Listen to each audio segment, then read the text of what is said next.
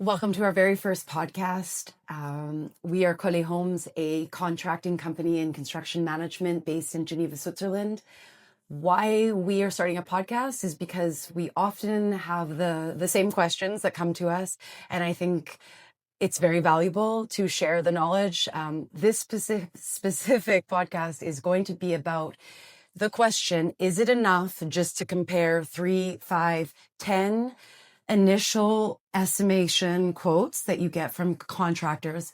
Is it enough in just comparing the quotes, even if, let's say, all the quotes list specifically material and labor? Is that enough? In our experience, it is not enough. It is not. And is not going to equal how the project is organized.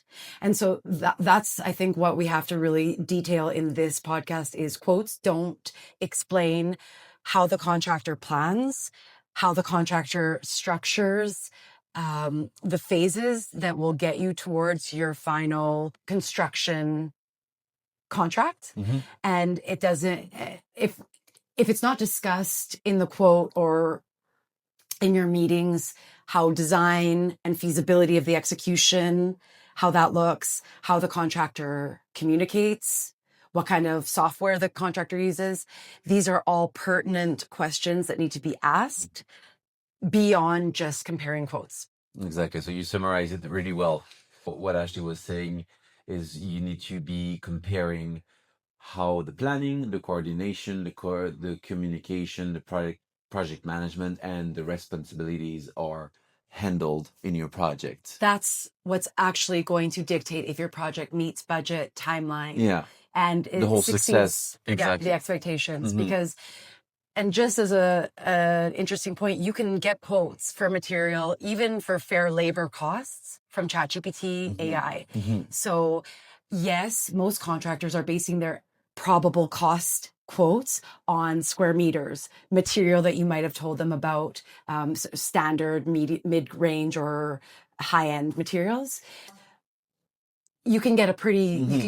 you could get really good at quick at this, but that will never alone dictate your specific space, the feasibility, everything that's going to be And required. Your specific choices. So we're here to say that it's more the questions that you ask your contractor to get a good idea of how they structure and how they think that will inform a decision that will eventually succeed. Exactly. So you select, and also it's the questions the contractor is going to ask you, the client, that will be determining the success of the project and the details of the projects.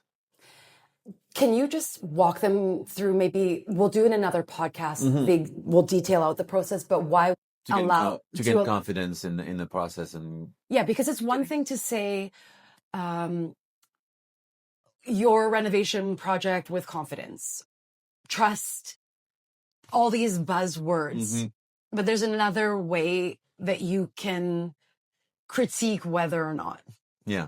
So when you start and you have different numbers, different offers, are they comparable? Did they include everything? That's a big question, because usually the budget you need for your project will be easy to be framed when you're on an initial discussion. So let's say you contact us for a project, you say what you want, the end result you need, and by asking you a few questions, we will be able to give you an estimate, a rough estimate, a range that will make you feel like if it's aligning with the envelope you had in mind, investment you want to share there or not.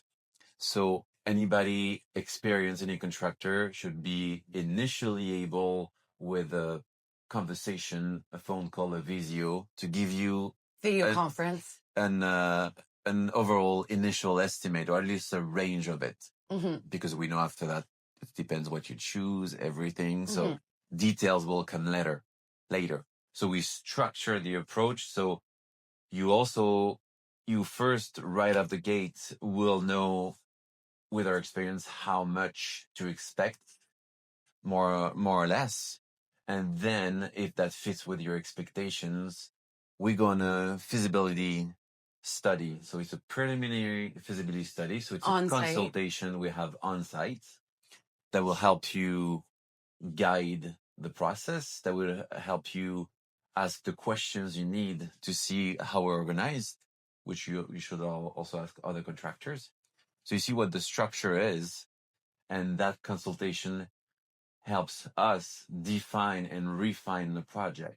And we charge for this. Yeah. And other contracting companies in Geneva, Entreprise Générale, there are other companies that charge for it. There are some that don't charge for it. And I'm not going to say either or is right or wrong, but what I will describe why we charge for it, because we are then motivated to do just like a surgeon would be motivated to do a study of your case to be able to tell you a really in-depth understanding of what needs to happen to make this meet your expectations, or what it is that you are hoping the end result.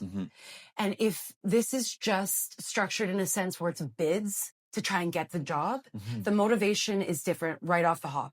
And an on-site consultation, we range from, anywhere 300 to 1,000, depending on the size of the project. And that's pretty normal in Geneva. Yeah.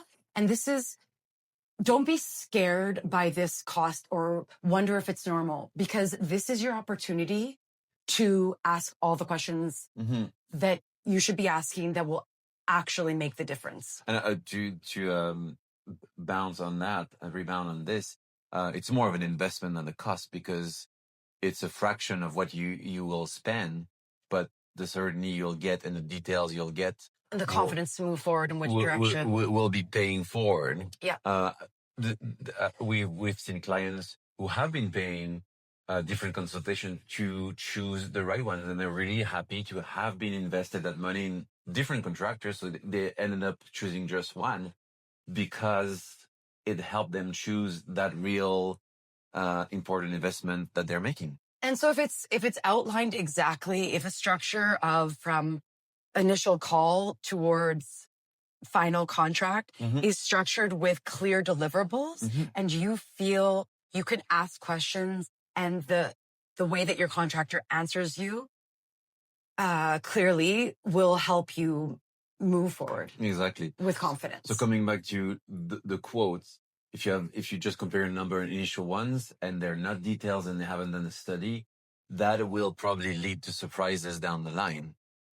Yes, this is a good point. You have a free estimate that people did. Maybe it was really thorough. Maybe it was not. Maybe it was done on the fly.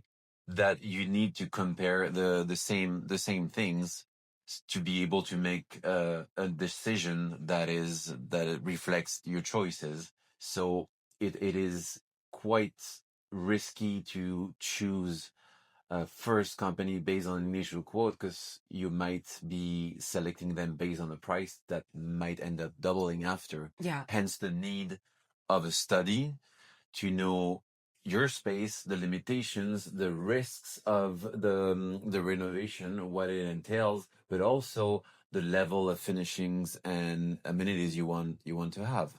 So your project needs to be defined to a minimum to make a decision instead of just an initial estimation. And within a structured process towards contract, there then is room for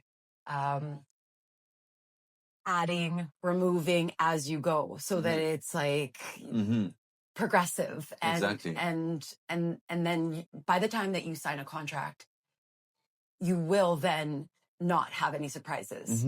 Because even if there's elements of your contract that you will only be able to define after exploration, sometimes you have to remove a bit of a wall to see if the plumbing was properly done.